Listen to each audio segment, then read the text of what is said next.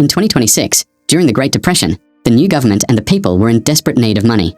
Because of that, they decided to create a huge competition in California, known as the Great California Lottery. The rule of this lottery stated that if someone managed to kill the winner before sunset, they would legally inherit the prize, on one condition: they couldn't use bullets to do it. In the magical city of Los Angeles in 2030, there was a young man named Sean who won the lottery. He started running from a massive crowd that wanted to kill him. Without hesitation, Sean decided to fight back.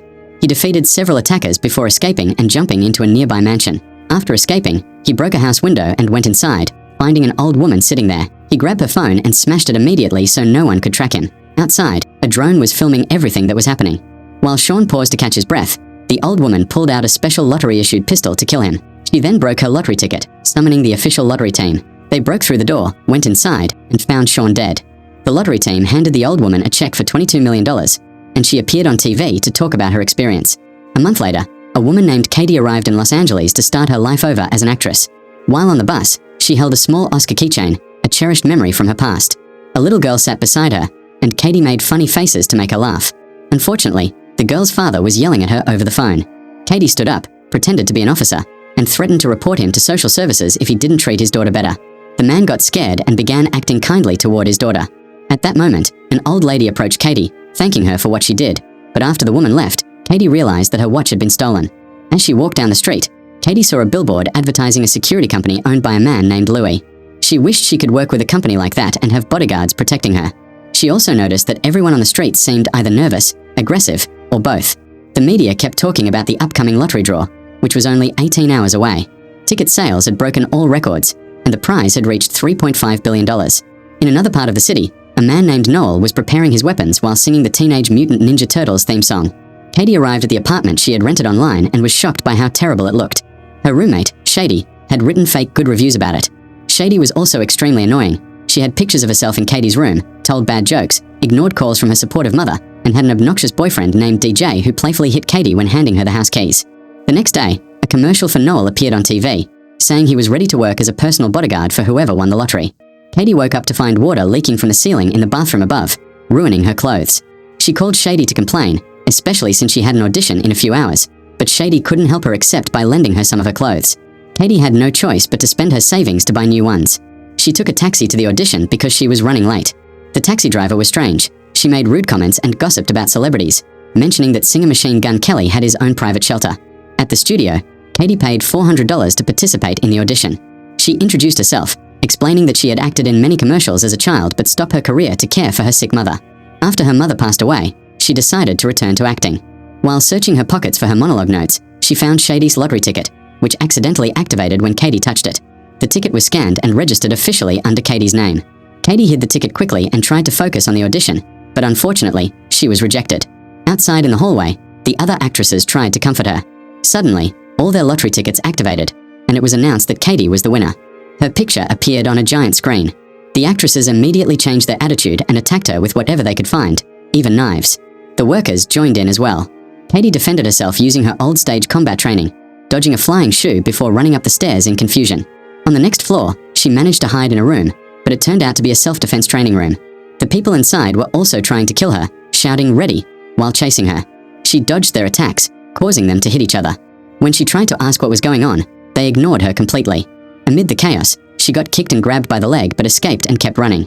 Katie returned home, exhausted, and found Noel waiting for her outside. He told her he could save her 5 times for free, but after that, his protection would cost 10% of her winnings. With no other choice, Katie agreed to his contract. Noel started fighting off the people chasing her, using Katie herself as a weapon. He tied her to his back for protection and used his belt like a whip to attack from a distance. After defeating everyone, Katie untied herself and grabbed Noel's stun gun, but he easily took it back.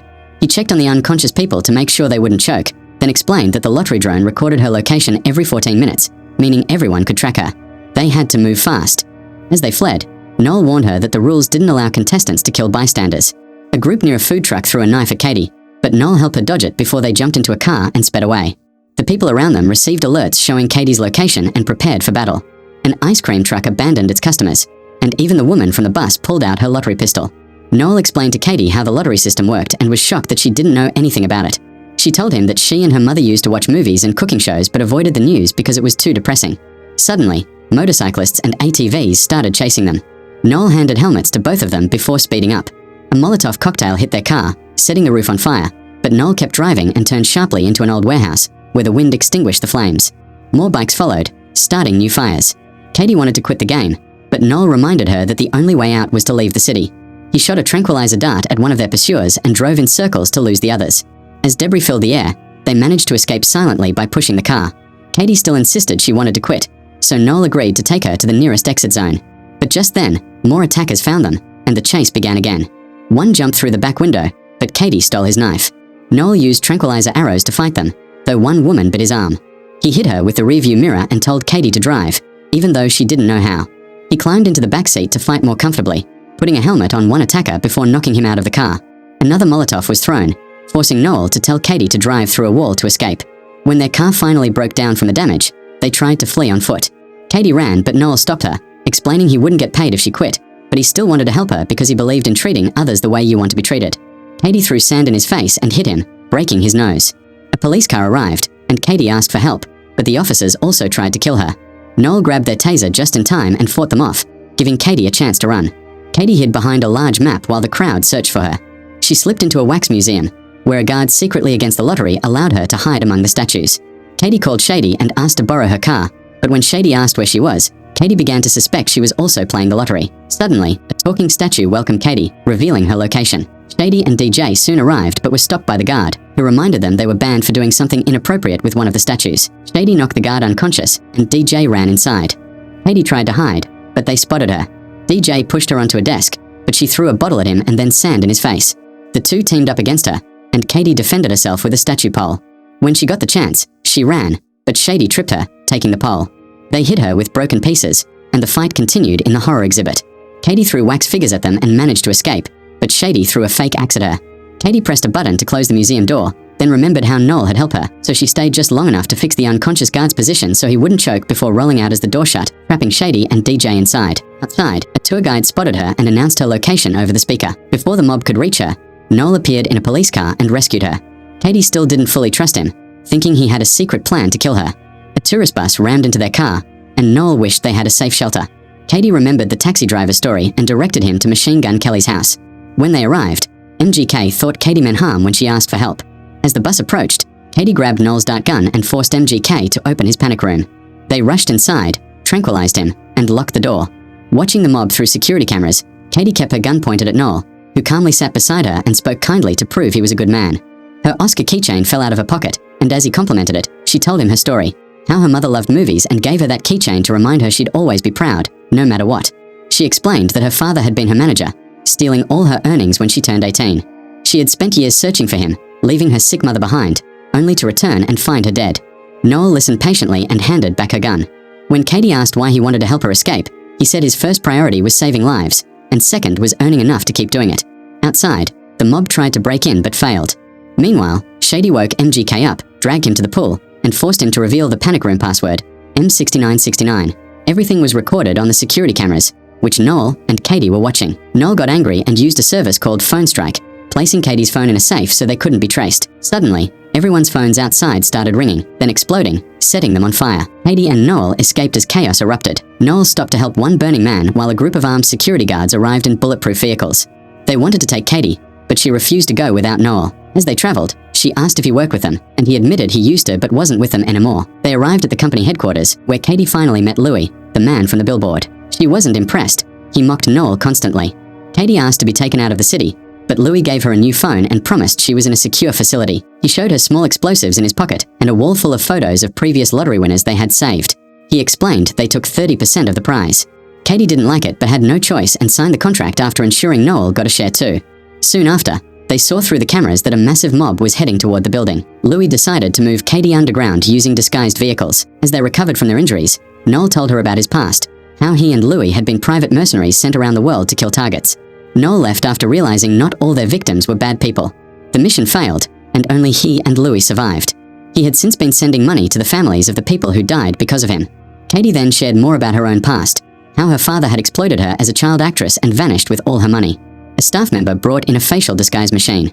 Katie used it to make herself look like an old man. Noel became suspicious, realizing something was off. The expensive relocation plan didn't make sense for a company that supposedly took only 30%. He concluded that Louis was actually killing the winners secretly. Louis took Katie and Noel to a car. Noel sat in front, and Katie begged him not to leave Noel behind. Louis refused, but Katie hit him, and Noel used the distraction to open the garage door. He stunned the guards, allowing Katie to slip away. Noel handed her an access card and told her to run while he fought off more guards. Louis captured Noel and beat him, demanding to know where Katie was. Suddenly, all the AI-controlled cars activated. Katie was hiding in one of them. Louis sent men after her, but she removed her disguise and drove into the city. Social media exploded with news of her escape, and fans began calling her a hero. Just as she was about to leave the city, Louis called, threatening to kill Noel if she didn't return. Noel told her to save herself, but after hesitating, she went back.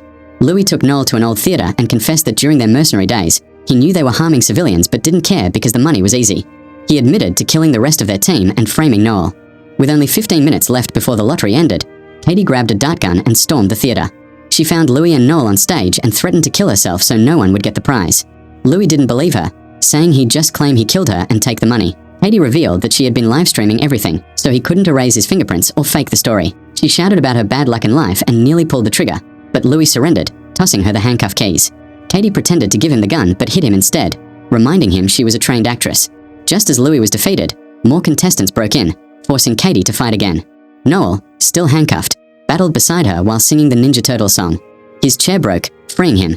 Shady appeared with a samurai sword, but Katie disarmed and knocked her out.